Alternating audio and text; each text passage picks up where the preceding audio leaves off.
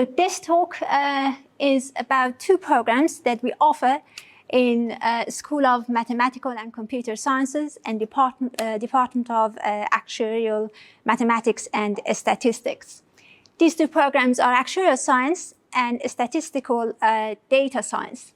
And I named this as the power of data because many students and many people ask, what is the difference between actuarial science and data science? So the answer is both of them work with data. And both of them need data, they need to find data, they need to clean data, they need to build model with that data, and they need to interpret. And also they need to communicate their results. But the difference is the methodology that they use and where they use the data in order to solve problems. And we see later how this data is important and how the assumptions that we have is important when we want to interpret our data. So here we have Heriot-Watt personality. We transform people and their life. We want to make sure that we have global citizens. We expect our students and our graduates to be a global citizen, to respect diversity, and to be tolerant and use their skills in order to have the right impact on society and the environment. We have 5 campuses in Malaysia, Dubai, and Edinburgh. And our education is built on positive education philosophy, which means that we care about the well-being of our students and also the soft skills. It is important for us that our students learn how to have the right impact on environment and on the society. And this can be achieved through our Empower program. There are different levels and different clusters. One of them is global citizenship, as I just mentioned, and leadership and impact. So we have different workshops for our students in order to teach them how to lead. We have emotional intelligence, resilience, and happiness. We want our graduates to be a resilient people, to make sure that they know, to make sure that they are happy. Because happiness is not just based on what we have, it's based on our mindset. People skills, this is about communication skills. This is about soft skills, which is required by all employers. And this is something that they always tell us, make sure that your students know how to communicate. Creative innovation and entrepreneurship, we have different workshops for our students in order to teach them about entrepreneurship. And we had different competitions for our students as well. Critical thinking and decision-making, which is, I can say, the core part of a statistical data science program and actuarial science, and of course, many other programs at Heriot-Watt University.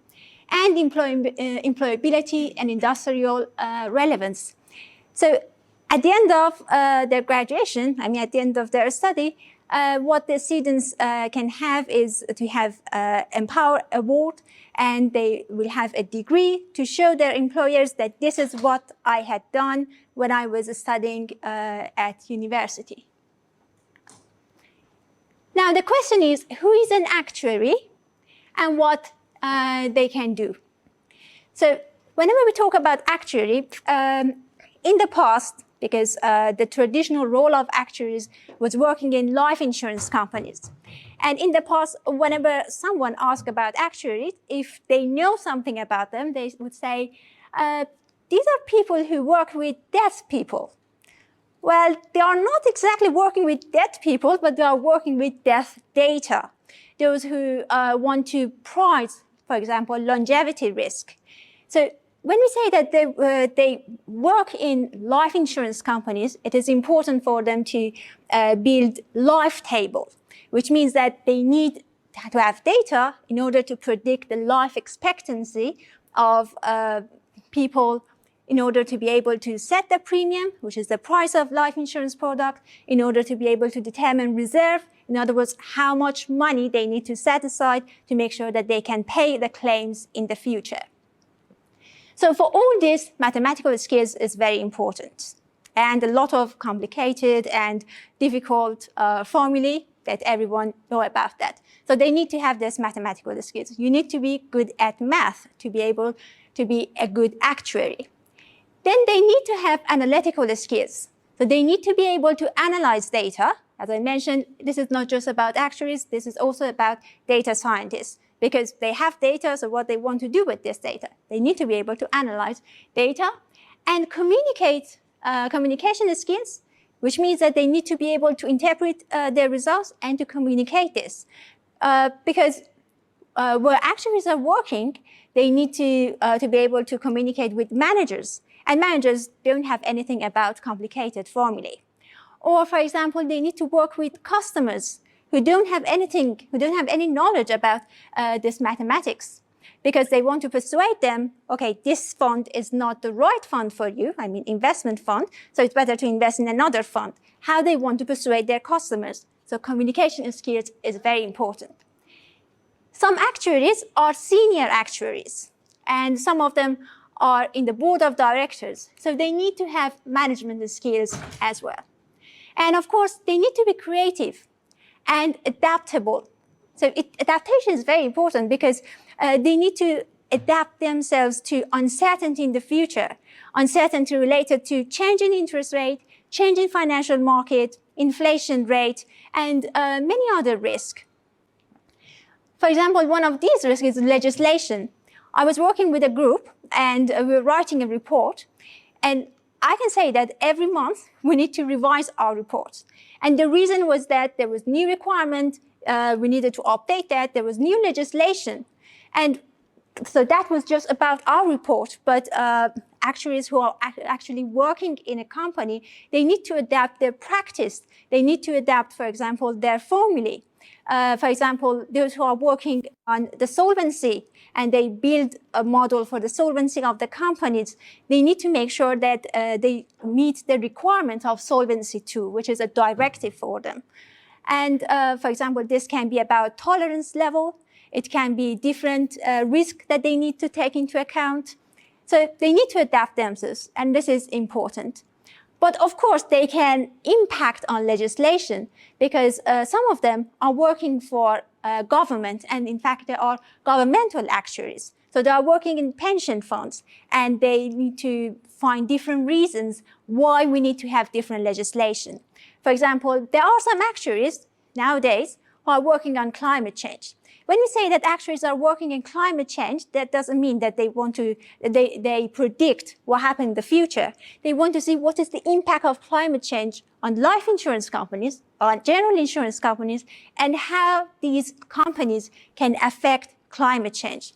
For example, do we need any legislation to persuade our companies that they don't have to invest in oil-producing companies, or those companies that produce a lot of CO2, and how it's possible for them to divest from these companies and invest in green energies, like solar energies.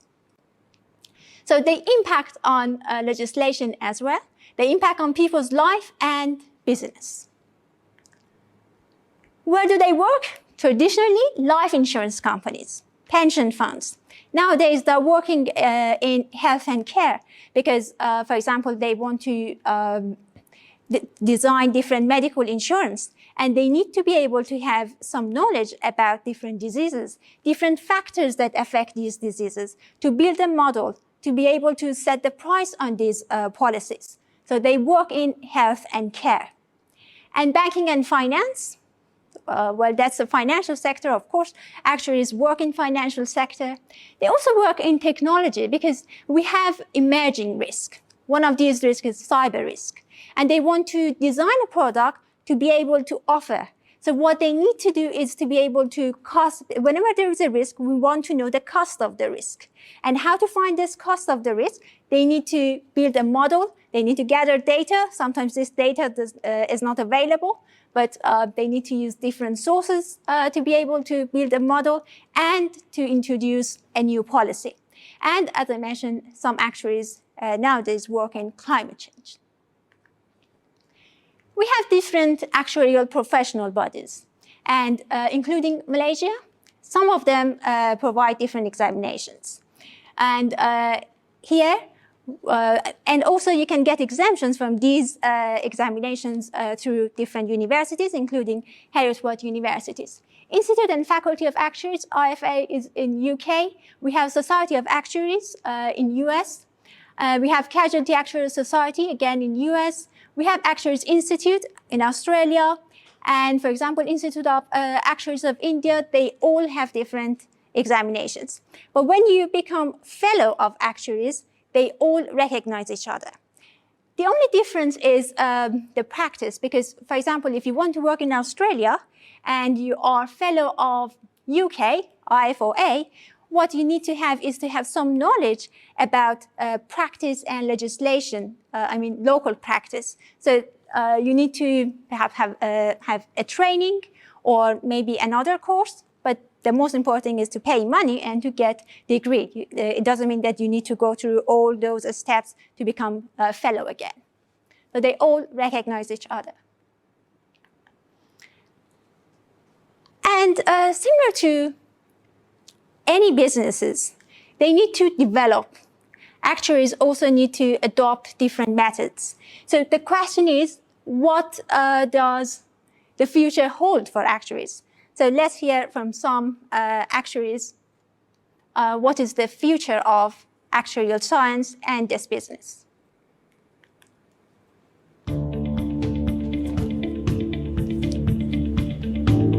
Technology is moving ahead far quicker than insurance companies are evolving. The industry has changed from doing a lot of nuts and bolts work in terms of maths to us actually analyzing the data and really being able to interpret what that means from an insurance company's perspective. You can magnify so much information from data across the world, all the different sources of data. So it's about using that data in a scientific way for various purposes. We've all seen the sort of Facebooks and Cambridge Analyticas and issues that brings up, but I think that there really is a high focus on professionalism from the Actuarial Society. It's really up to the actuaries to maintain that code of ethics and professionalism.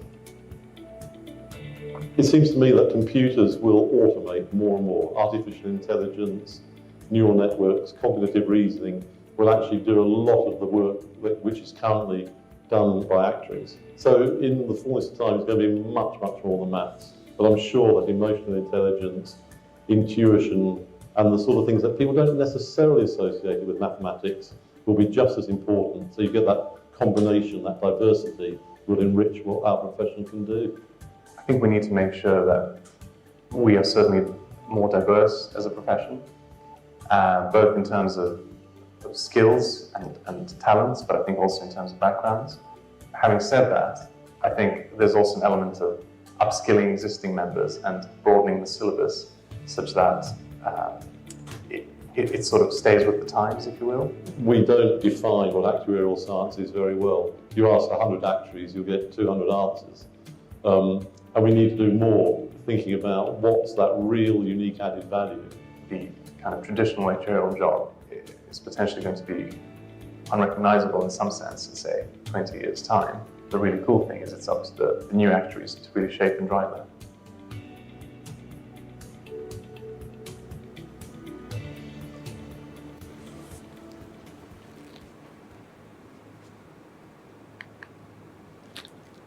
And these are IFOA examinations. So we have core principle. We have 7 subjects on the core principles. We have 3 subjects on the core practice, 2 subjects, specialist principles, and 1 subject. So there are a list of subjects, but you just need to choose 2 out of those subjects. And also 1 subject for specialist advanced. So this is the path to becoming an actuary. And here we provide exemptions for CM1, CM2, CS1, CS2, CB1, and CB2, which are under core principles. Here we have program structure. The first year is the same for both actuarial science and statistical data science. So sometimes we tell the students, don't worry if you are not sure whether whether to choose actuarial science or data science, because after 1 year, you still have this opportunity to switch from one program to another one. So the first year, you can get exemptions. So here we have some exemptions shown here by red color.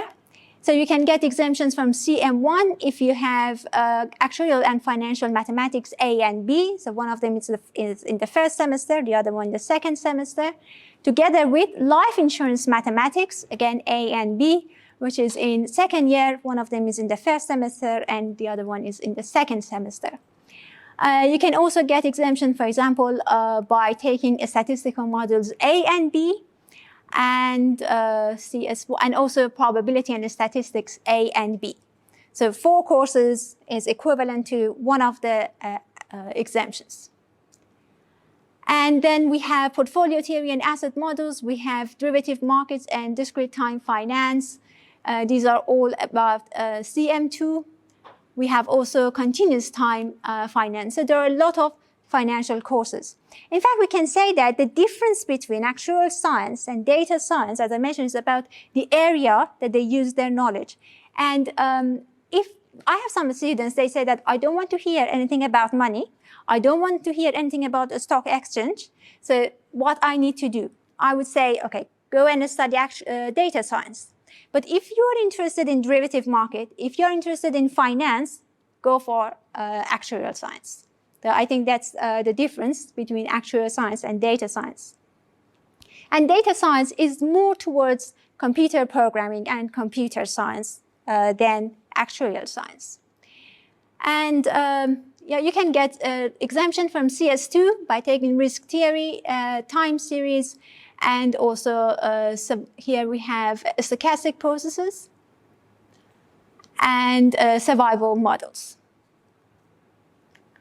And of course, when I say that you can get exemptions, that means you need to have a very good performance in exam. That's our condition. And this is entry requirements for English. And also, we accept ABB, and it is important that A is in math. However, we consider special cases, and this should be discussed in a committee. So don't worry if you don't meet these requirements, just send us. We need to consider those special cases. What our students say? Here we have Charmaine, who graduated in 2019. She was very happy for studying at Heriot-Watt University in Malaysia because she thinks that she didn't need to go other countries and she can stay here and still she can get an international degree. So she was a very good student, actually. Now, who is a data scientist and what they do? So data scientists also, they want to solve problems, but perhaps different type of problems. Their problems is not necessarily related to financial problems. They still need to have data. Sometimes there is not just one source of data. There are different sources of data, and they need to combine this data. And what is important is to look at the historical data and see and detect the patterns, to uncover any patterns and trends to be able to predict future. Of course, sometimes we say that past is not a good representative of the future. Data cleaning, as I mentioned, there are different sources of data, so they need to combine this, and data cleaning is very important.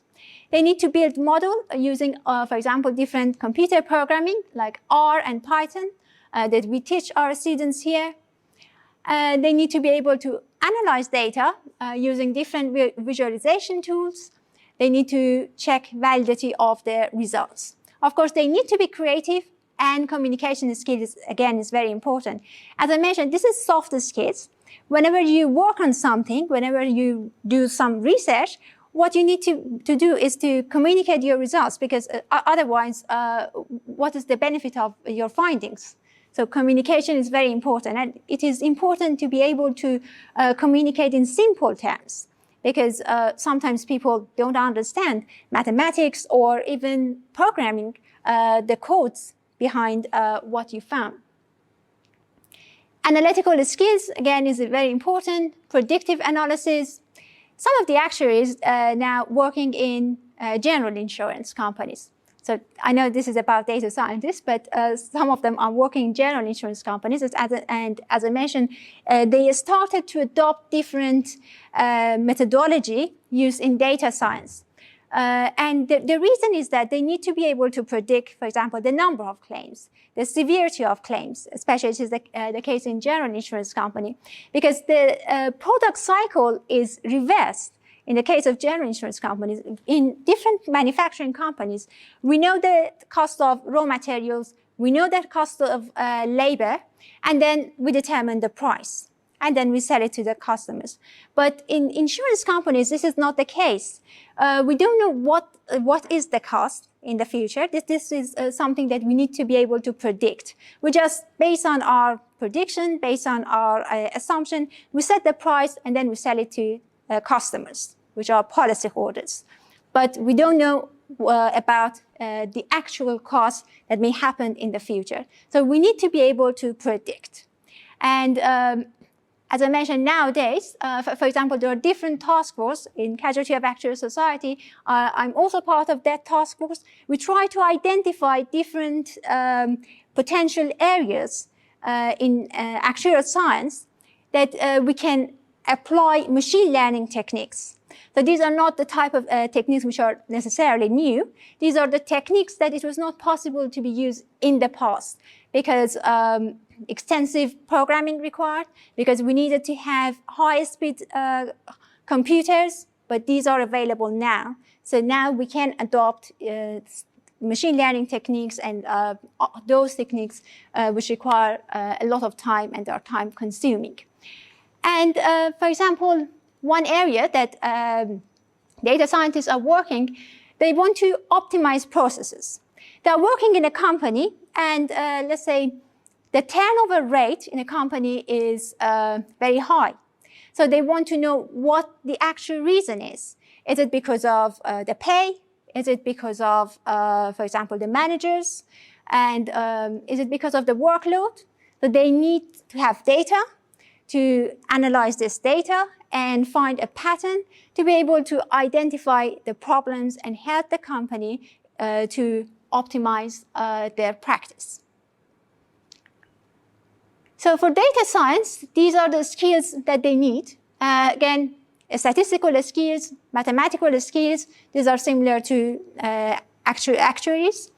They need to know computer programming, similar to actuaries, but of course this is more related to computer science, as I mentioned. So here we don't have data science, but we have a statistical data science. So that's why most of our programs are about mathematics and statistics, because this is very important for the students to have this knowledge and to build their understanding based on statistical and mathematical skills to be able to build model. So that's why it is called a statistical data science, not just data science. And of course, machine learning techniques is something new to data scientists, and this is something that they need to know. Now, I was talking of the power of data and how it is important that we consider our assumption, how it is important that we interpret our results carefully. So this is one of the findings during pandemic. There is a negative association between COVID-19 severity and smoking cigarettes. Do you think it's true? It is in fact true, because this is published by European Commission review. So this is absolutely true, but it doesn't make sense. You know, COVID-19 is a disease that affects our respiratory system. And of course, those who smoke a lot, they don't have a very strong respiratory system. How is it possible that there is a negative relationship between these two? Can you think of anything? So it goes back to our assumption and the population that we consider. If you consider the whole population, in fact, there is a positive association between daily smoked cigarettes and COVID-19 severity. But if you consider only hospitalized people, there is a negative relationship. Because during pandemics, there were a lot of people in hospitals that they were not necessarily smokers. So that's why there is a negative relationship between COVID-19 severity and daily smoke cigarettes. So assumption is important, and the way that we interpret data is very important. And that's why we are talking about power of data, because this will lead to different conclusions that perhaps it's not right for the society. So here we have John Taylor, who was the then president of IFOA, who is he's an actuary, but he's also a data scientist since, I can say, 10 years ago, 20 years ago. So let's hear from him what he thinks of data science.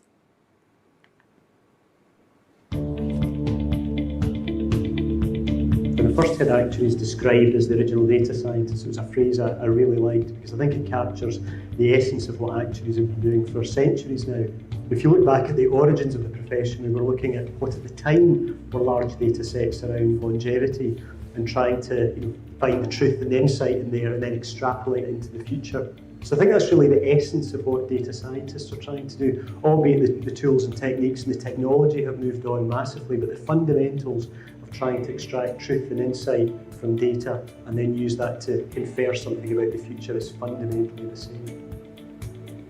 Data science is very empowering for actuaries. Not only does it give them the ability to re-engineer what they do in traditional fields, but it gives them a platform to move into wider fields like ride-sharing apps, like climate change, and even agriculture.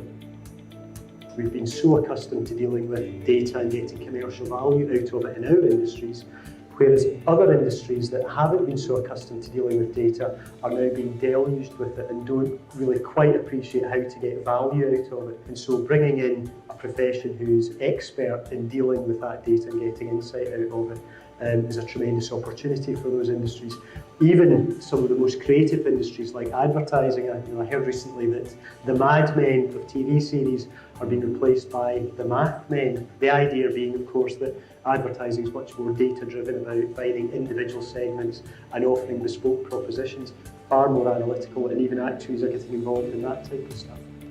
As professionals who are immersed in the business context and understanding the impact that companies can have with end users, I think actuaries are well placed to add value and utilise the insights that data scientists can generate.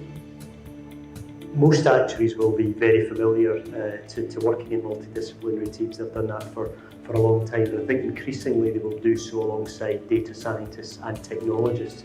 And I think it's the blend of skills that will make those teams very powerful.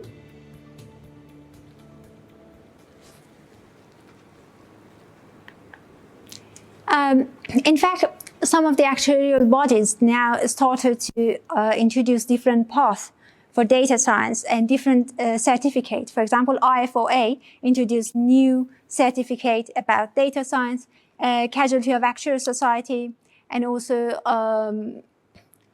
Society of Actuaries. They have different paths for data science. So they also started to make sure that they develop and they renovate themselves, they upskills, and they also adopt new techniques. Well, as I mentioned, they're not necessarily new techniques, but the techniques used by data scientists in their work. Now, a statistical data science at Heriot-Watt University. So this is our program structure. As I mentioned, year one is the same for both actuarial science and statistical data science students, or SDS students, as we call it. In year two, some of the subjects are the same, but for example, statistics for social science is offered as an optional course to actuarial science students, or Bayesian inference are offered as optional course to actuarial science students, but these two courses are compulsory for data science students. And in year three, we have one course, which is in fact two courses, which are exclusive for our SDS students. And this is in fact a statistical dissertation, one in the first semester and the other one in the second semester. We have different electives. So if you study data science and then you think that, okay, I still want to know a little bit about finance, that's fine. You can take these subjects as optional subjects. So we have portfolio theory, derivative markets. These are compulsory for actuarial sciences students, but is optional for data sciences students. We have data simulation and statistical special topics for our STSS students as well. But why Heriot-Watt University? Of course, it is accredited by the Royal Statistical Society. We have very good scholarships, Data Futures Scholarship. We offer 3 scholarships of 100% and 6 of 50% for our students. And we have student societies here. SAS is for actuarial sciences students. And SOLID, which is Society of Logical Interpretation of Data. So this is the name adopted by our students themselves. And this is a society for our SDS students. And they have different events. They go and they have different visits. For example, here we have annual dinner. And they visited Great Eastern, AIA, Bank Negara, and Bursa Malaysia. And also we have IFOA Awards, up to 5 winners a year from Heriot-Watt University in Malaysia. And on top of that, they can also win Sir Edward Johnston Prize, worth over 1,400. And here we have QR code. I don't know whether it works or not, but then you can get some idea about selection criteria. And if you have more information, you need more information, you are more than welcome to contact my colleague, Larry O'Brien, and Karin Chua from IFOA. We can take a photo, whatever you like. Okay, thank you so much. And I'm happy to take any questions.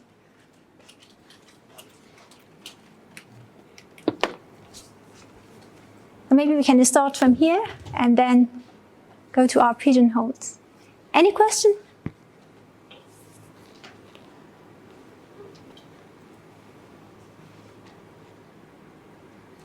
No?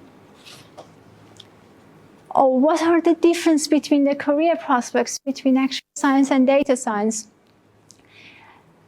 So they can, as I mentioned, they can work whenever, wherever they need to have to use data, to analyze data, to solve problems. But data scientists rarely work in financial sectors because they are not interested in financial sectors. And but actuaries are usually working in financial sectors, banks, insurance companies, pension funds, or investment companies, and consultancies, and some other new areas.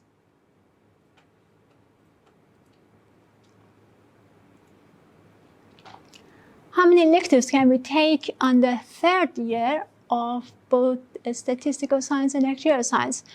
Each semester, we have only 4 subjects, including compulsory and electives. So it's just 4 subjects. You can,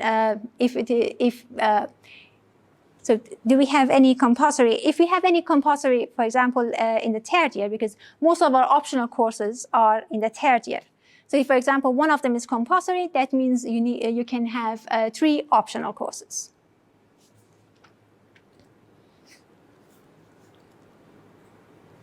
I've never done or learned coding before. Does the statistical data science requires coding? And if so, will I be able to cope with the lectures? Well, we're here to teach you coding, so don't worry. That's why you want to come to university. None of our students know how to code, but we teach you how to do this. So don't worry about that. This is our job to teach you. And of course, your job to learn. It's a two-way. I saw the content modules that both statistical science and material science had. They are very similar, I agree. So what makes them different? Is it the way lecturers approach those topics? No, those courses which are compulsory for actuarial science are not compulsory. They are electives for data science, which are usually financial courses. That means we don't emphasize on financial courses for data science students.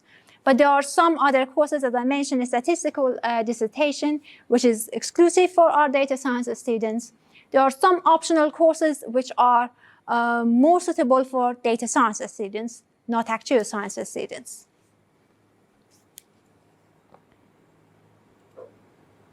I'm poor at math. Do I stand a chance at studying actuarial science? If you can meet our requirements, our entry requirements, you are welcome to apply. Otherwise, you need to be good at math, or if you say that I love math, but I'm not good at math, that means you are ready to study and to think that study is in fact your hobby. If this is your situation, you are welcome to apply, provided that you can meet the entry requirements.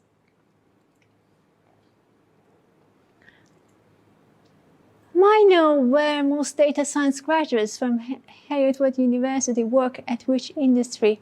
Well, this year we have our first batch who are going to graduate, so I don't have any idea where they are working or where they will be working. But of course, there are a lot of different industries that they can work. There are different companies that they can work. So currently, I don't have any statistics, sorry.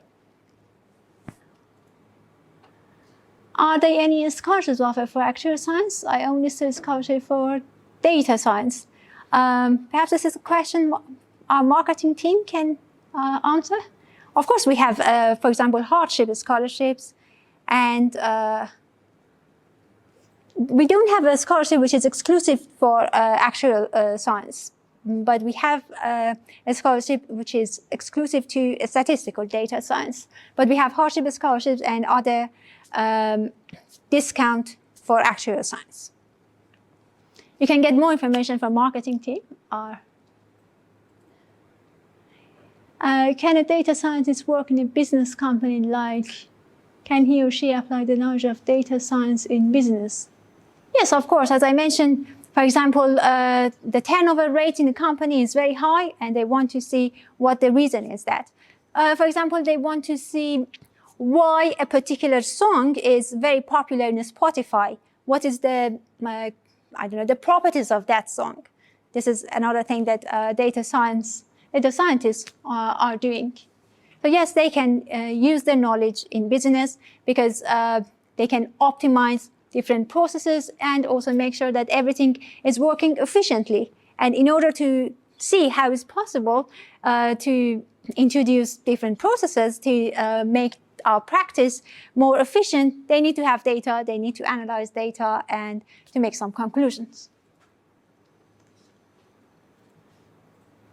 How does the prospect of statistical data science compare to data science elsewhere?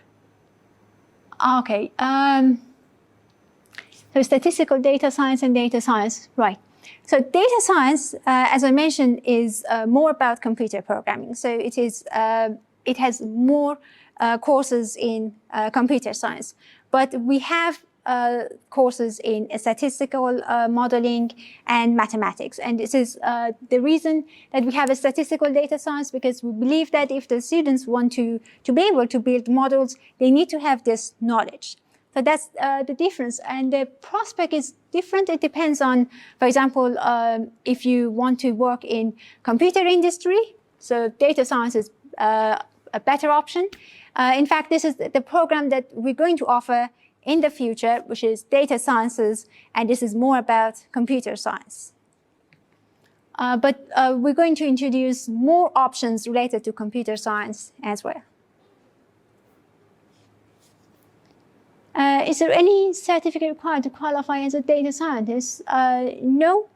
Our program is accredited by the Royal Society, Royal Statistical Society, so no, there is no certificate that you need to have, but as I mentioned, there are different, for example, actuarial bodies that they offer such a certificate. Will banks be willing to hire data scientists if he or she took all financial electives?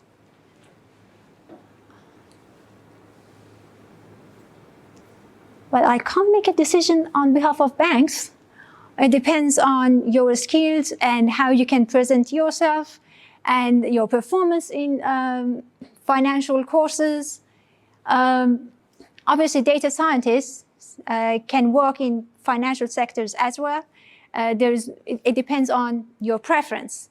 But if you can present yourself in the right way, and also you have a good knowledge in financial sector, why not? You can, of course, work in banks and any other financial sectors. As I mentioned, cyber risk is one of the emerging risks that actuaries are trying to work in. But perhaps data scientists with their knowledge in computer are better positioned to work in cyber risk or, for example, artificial intelligence and those things. Because, for example, they can introduce different methods in order to automate different parts of the business.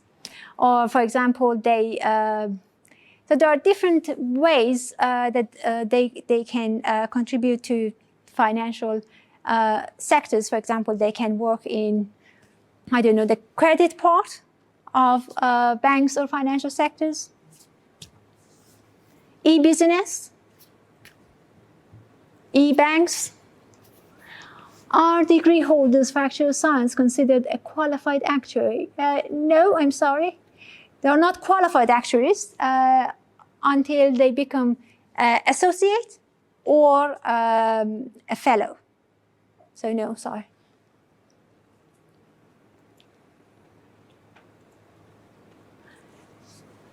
So we call them semi-qualified, okay, not fully qualified. Do we learn programming skills like Python or R or even data visualization, statistical data science? Of course you learn. And if so, may I know, do we learn the basics only or in depth? Thank you. So what do you mean by learning in depth? So this is the program that we offer. And of course, we need to teach you these are skills because these are the skills that all data scientists must have.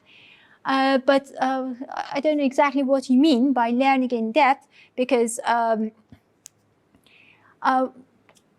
we're talking about lifelong learning. So that means even after your graduation, there are a lot of new things that you need to learn. So still we need to go for training to learn new models, new programming skills. So how deep you mean, I really don't understand because you learn the basics, of course, and you learn more than basics. The basics is just the first year, but then you go to the second year and third year, which are advanced level. And I can assure you that you will be a very qualified and employable person after your graduation. So don't worry about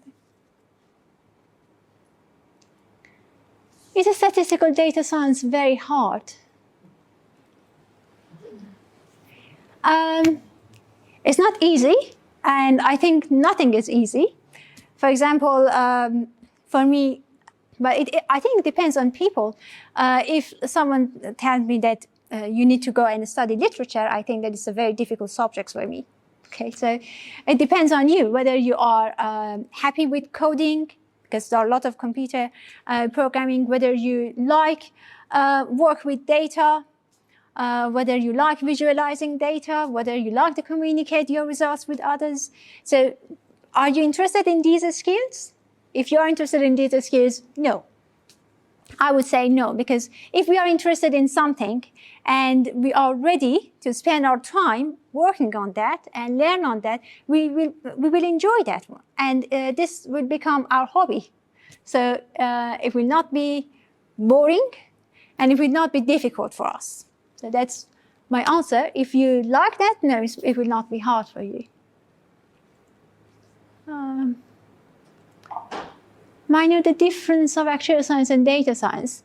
As I mentioned, both are working with data, so there is a lot of overlap. Perhaps data science, we can say that it's more about computer science, and actuarial science is more about financial sectors. if you are interested in financial sectors and you want to work in banks, it's better to study actuarial science. Because if you study actuarial science, you will get some information about economics. And this is something that you need to know to be able to work in financial sectors, because you need to know about, what can I say, different, for example, macroeconomics, macroeconomics, and how banks are working. This is something that you need to know. In that case, go and study actuarial science. If you're not interested in financial sectors, and this is not something that you have in your mind, go and study actuarial science and, data science. And after that, perhaps you can work in, Microsoft, Google, and these companies.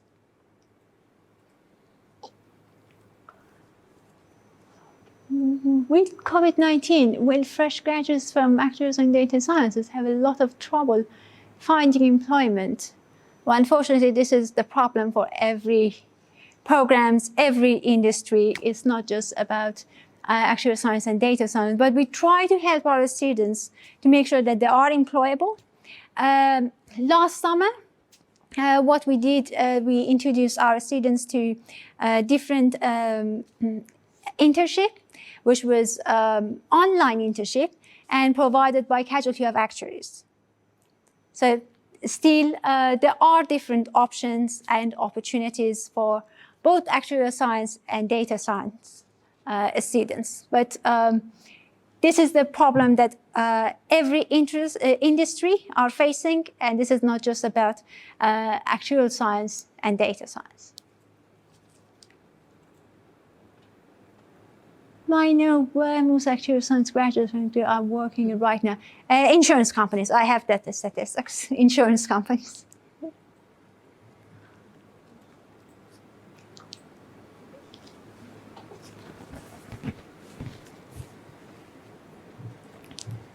Any question?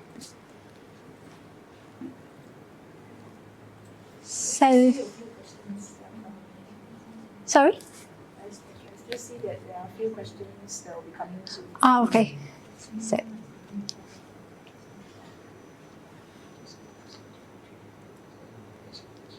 is the credit of the statistical data science transferable to other universities? So you mean you want to study 2 years here and then go to another university for the last year? I didn't understand this question. If that's the case, you need to ask other universities. And, or perhaps if you are referring to the credit of your degree for example, master's and PhD, yes, of course. And our students, because here we have 3 years, and this is in fact an honors degree, so our students can go for PhD directly. They don't need to study master's. If this is what you mean. If you mean that, for example, you study here 1 year and then go to another university for the next 2 years, sorry, I don't have that information. I think it depends on that university.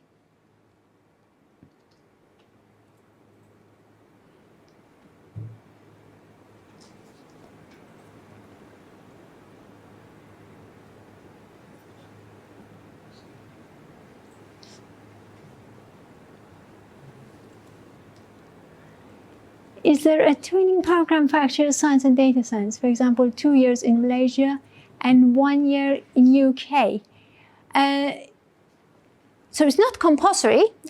Students can study the first year here and then go to, that's a Go Global program that we have. So some students study here the first year and then they go to, for example, UK for the second year. And they again go back here to study the third year, or they study here the second year and then go for the third year to UK. That's called Go Global program. It's not the type of degree that we have here, because we have all examinations here. We have all, all the programs. The way that we deliver everything is the same as UK, and our exams are the same at the same time. All the study materials are the same, so everything is the same. And we don't have a degree that, for example, you need to study 1 year here and then go to UK for the next 2 years. That's not the case. That's an option for our students in order to gain a new experience by studying in another country. And that's a Go Global program that we have.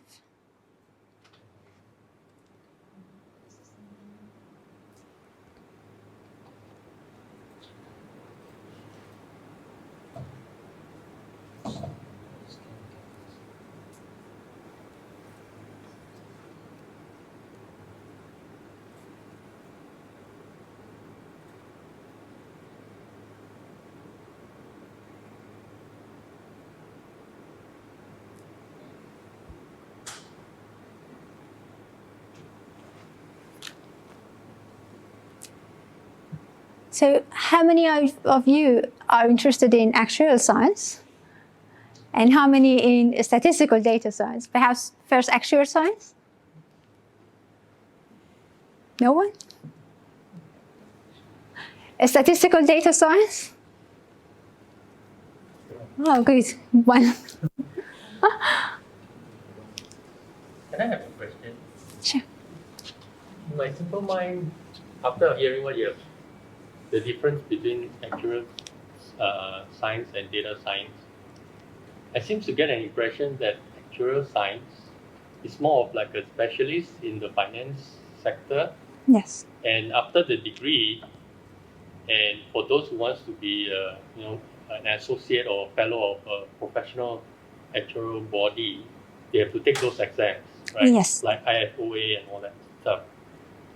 The degree from Heriot-Watt gives you like 6 exemptions, Yes. right?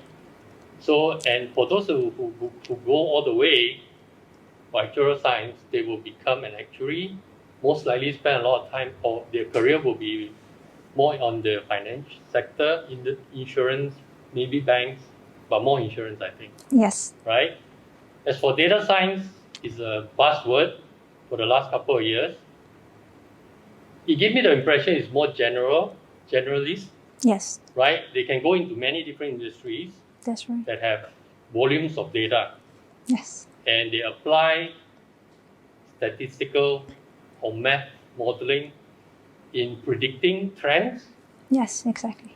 Is that? Yes. And for data science, it's not the same as actuarial, where you have a professional body is well established, many years. Yeah. Data scientists is, like I say, the new buzzword, right?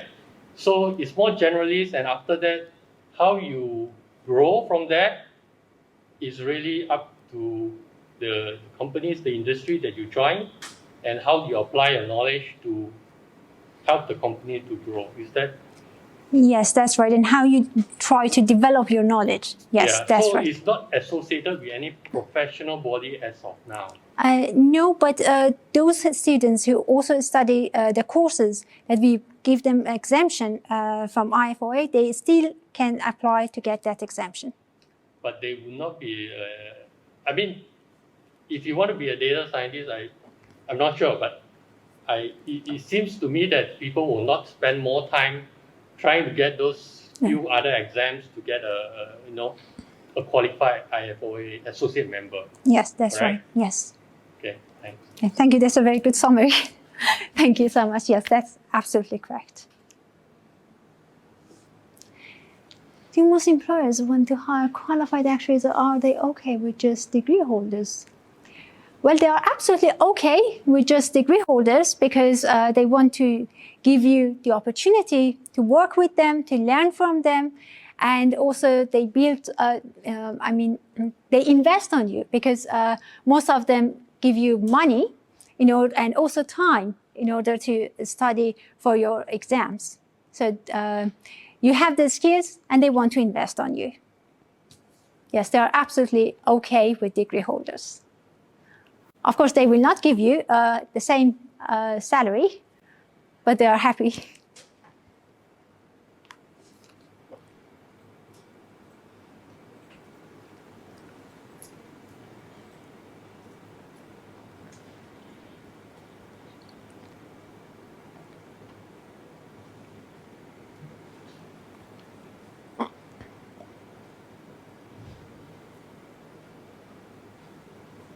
What's the entry requirement for the statistical data science?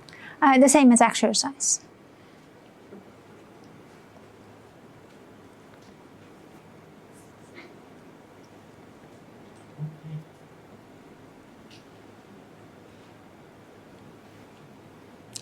Do we have questions? Oh, thank you. Okay.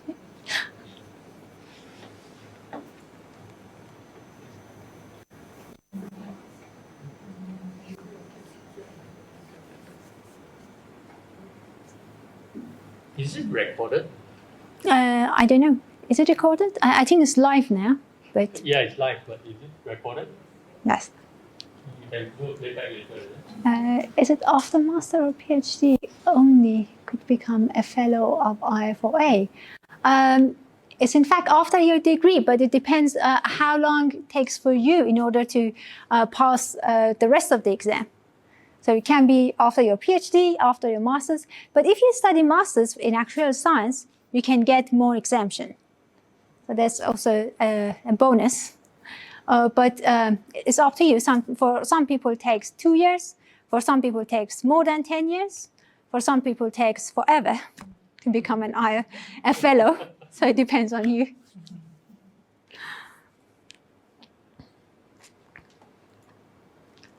And would it normally take for a degree holder to pass the professional exams? As I mentioned, again, it depends on you how many exams you can pass in because we have 2 times per year. One of them is in the spring, another one is in autumn. And perhaps if you can take more than 2 or 3 exams in different diets, then that's fine. But some people may fail the exam. Some people need to just have 1 exam. So it can take 2 years. It can take more than 2 years.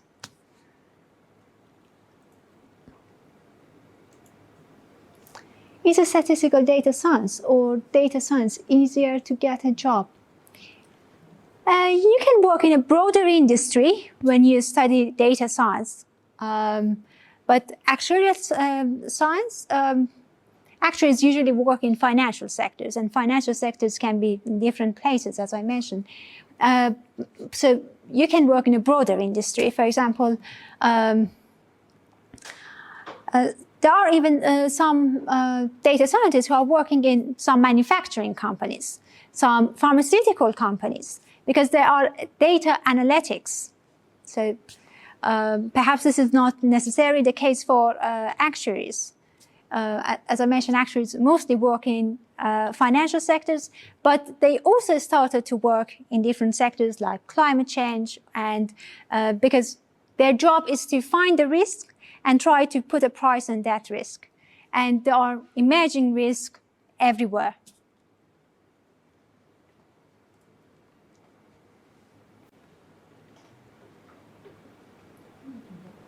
Well, so thank you so much for coming here, and thank you for your attention. Thank you for your question. Thank you for questions of our audiences at home. Please stay safe and good luck for your future. Thank you. Thank you.